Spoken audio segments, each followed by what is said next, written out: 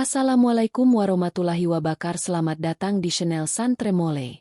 Semoga kita semuanya diberikan kesehatan, umur panjang dan dimudahkan rejeki. Di balik gemerlapnya malam, di balik dentuman musik, di antara tawa-tawa yang menutupi kebusukan, masih ada wanita yang berjalan dengan niat lurus, menyamar bukan untuk maksiat, tapi untuk menyelamatkan. Ia bukan sekadar wanita malam. Ia bukan pelacur kehormatan.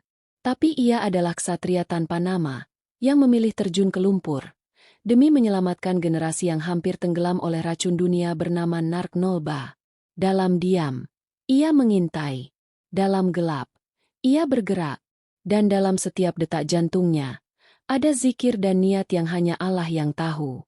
Malam ini, satu maksiat akan ditumbangkan bukan dengan amarah, tapi dengan strategi, nyawa, dan pengorbanan.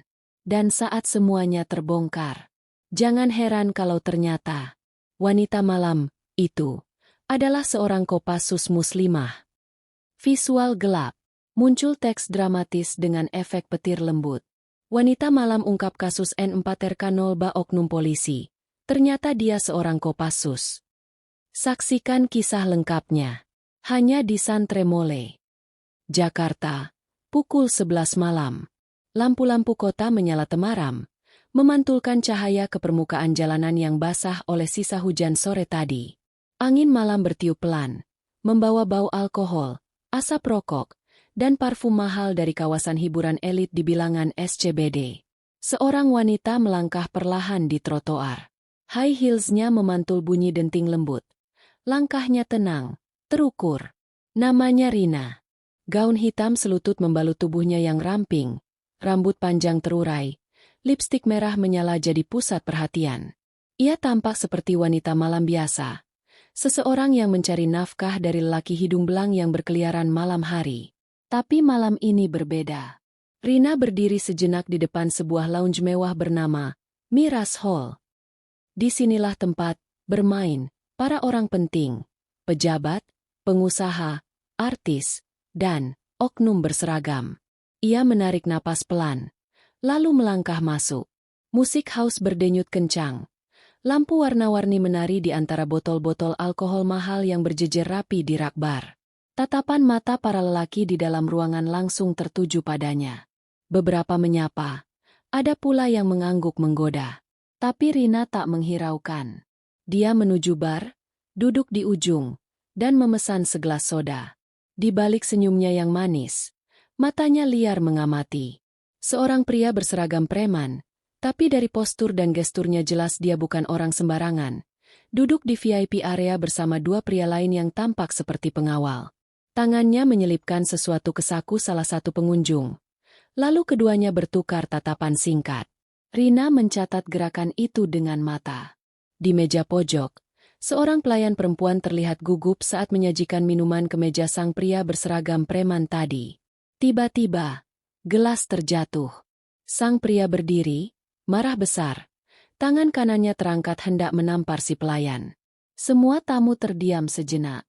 Rina bangkit. Ia berjalan tenang, lalu berdiri di antara pria itu dan si pelayan. Wajahnya masih tersenyum, tapi matanya tajam.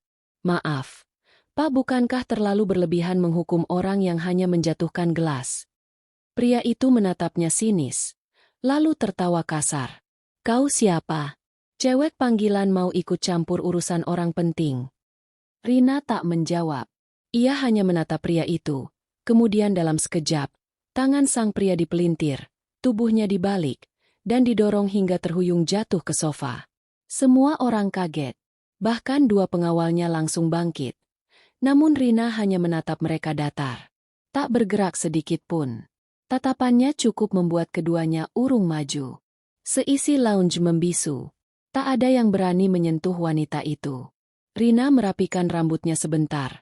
Lalu berkata pelan, namun terdengar jelas. Jika saya adalah cewek panggilan, kalian semua sudah tak sadar dari tadi. Ia meninggalkan pria itu yang masih terkejut dan memegang pergelangan tangannya yang terkilir. Langkahnya kembali ke bar. Duduk seolah tak terjadi apa-apa. Beberapa saat kemudian, lounge kembali hidup, tapi kini bisik-bisik mulai terdengar. Siapa wanita itu? Bagaimana dia bisa menjatuhkan pria sekuat itu hanya dengan satu gerakan? Di sudut lain, seorang bartender memandang Rina dengan mata khawatir. Ia menekan tombol kecil di bawah meja, lalu berbisik pada rekannya.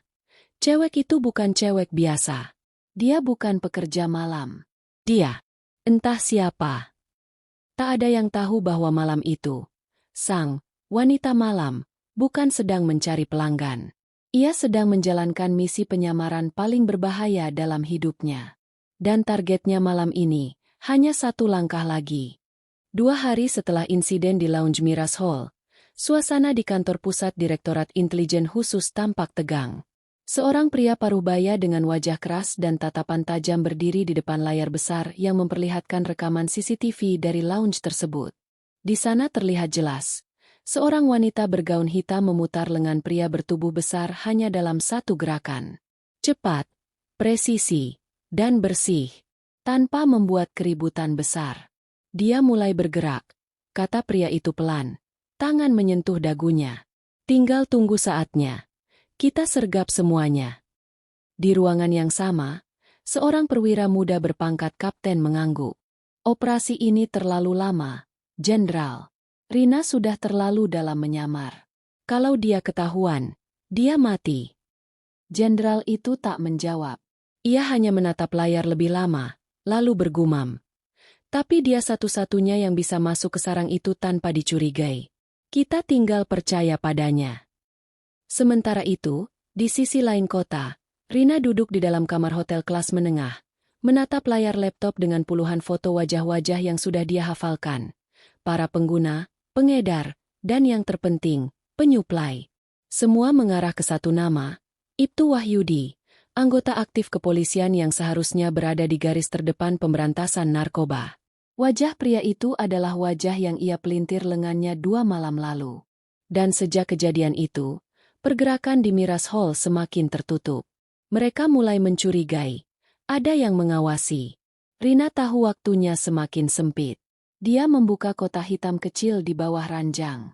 Di dalamnya, ada 2 pistol kecil, SIM dan KTP palsu, serta 1 dokumen bertanda khusus, Operasi Hantu Merah.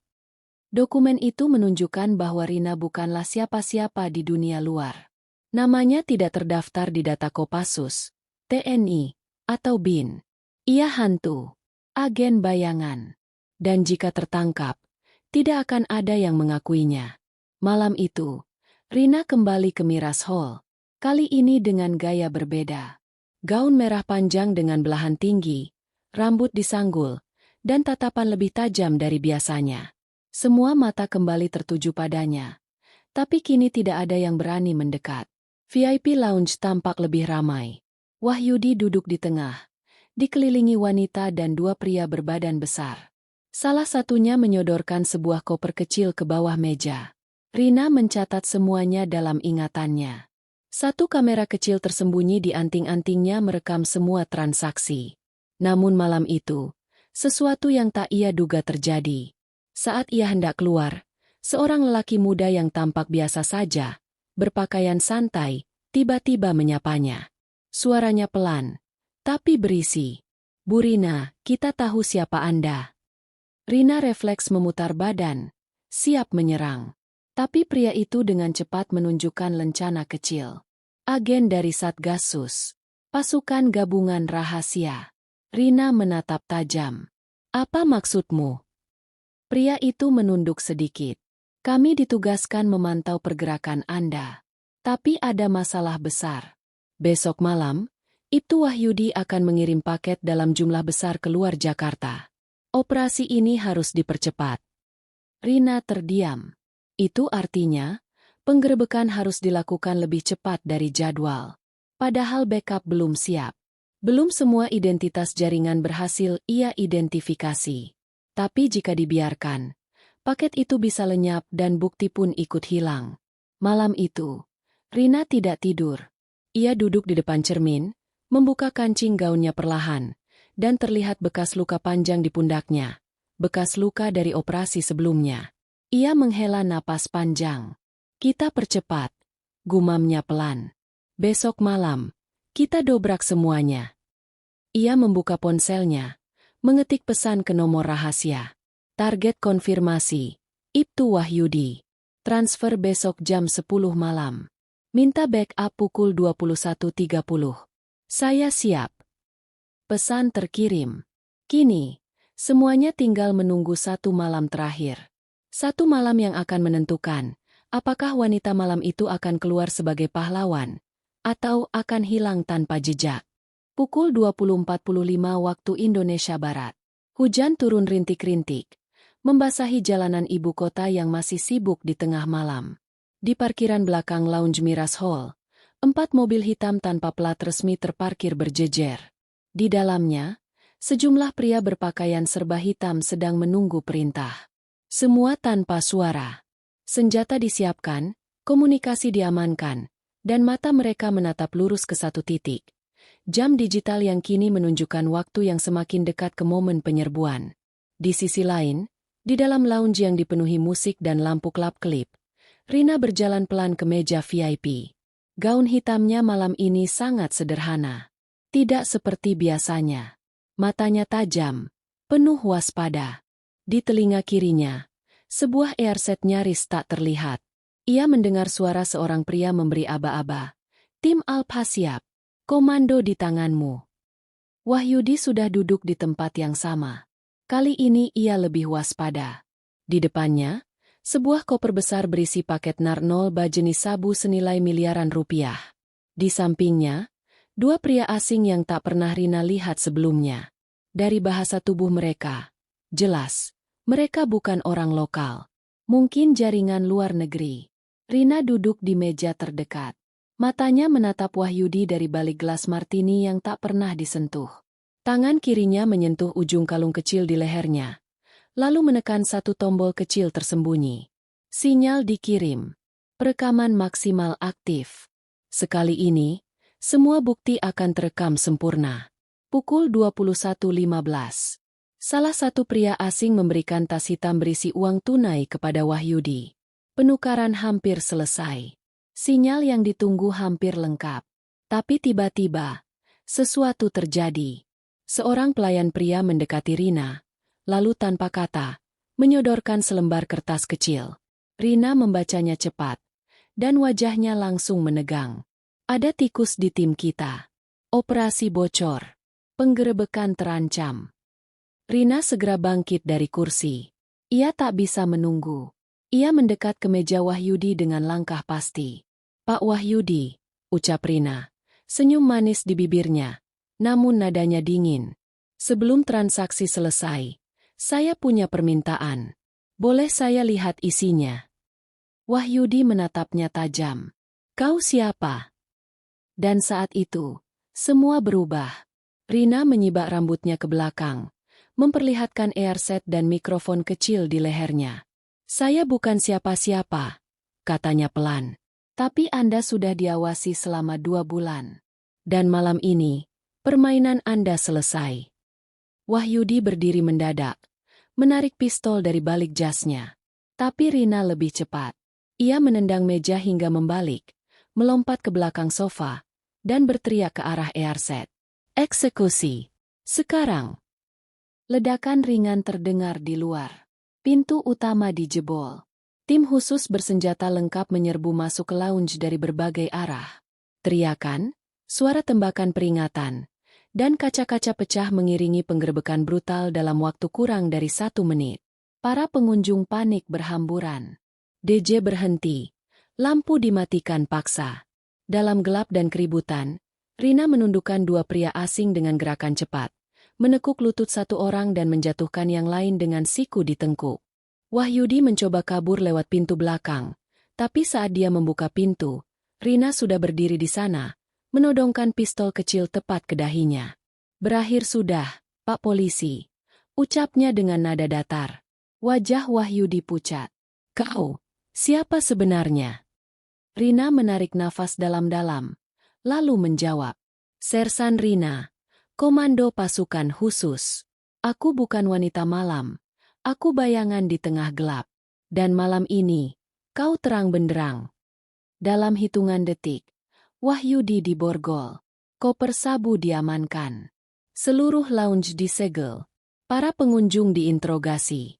Dan nama, Rina, langsung menjadi perbincangan di kalangan aparat. Seminggu kemudian, di markas besar, Rina berdiri di hadapan para jenderal. Tubuhnya tegak, berseragam loreng, dengan medali baru di dada kirinya. Jenderal tertinggi mengangguk padanya. Kau berhasil, Sersan. Bangsa ini berhutang padamu. Tapi Rina hanya menjawab singkat. Saya hanya menjalankan tugas. Saat ia berjalan keluar dari aula penghargaan, beberapa wartawan berusaha mendekat. Salah satu bertanya, benarkah Anda adalah wanita malam yang viral itu? Rina hanya tersenyum, lalu menatap kamera dengan tajam. Kadang untuk menangkap iblis, kita harus turun ke neraka. Tapi saya kembali, dan saya tidak terbakar. Layar perlahan menghitam. Teks muncul. Operasi ini terinspirasi dari kejadian nyata. Nama, tempat, dan waktu telah disamarkan demi keamanan pihak yang terlibat.